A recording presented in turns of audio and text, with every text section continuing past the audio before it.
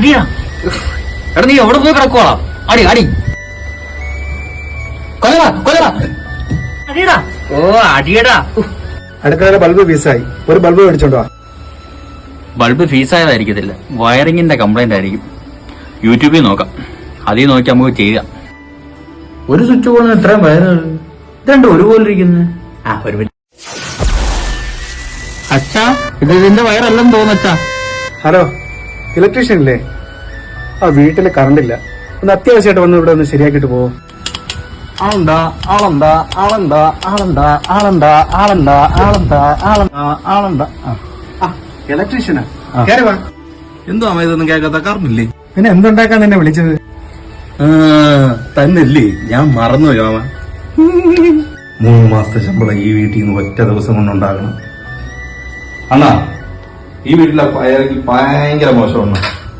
നിങ്ങൾ 1 ലക്ഷം രൂപ തന്നു കഴിഞ്ഞാൽ ഞാൻ ഫുൾ ശരിയായി തരാം. 1 ലക്ഷം രൂപയെ? അത്രേ ഉള്ളൂ. ഇടുക്കിന്റെ ട്രാൻസ്ഫോർമർ ശരിയാക്കാനല്ല വിളിച്ചത്.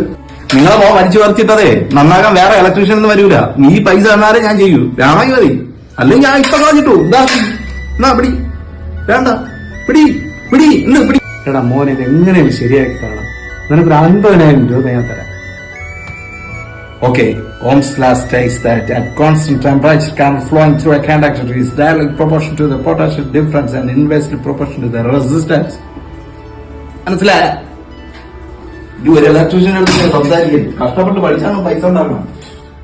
Yeah.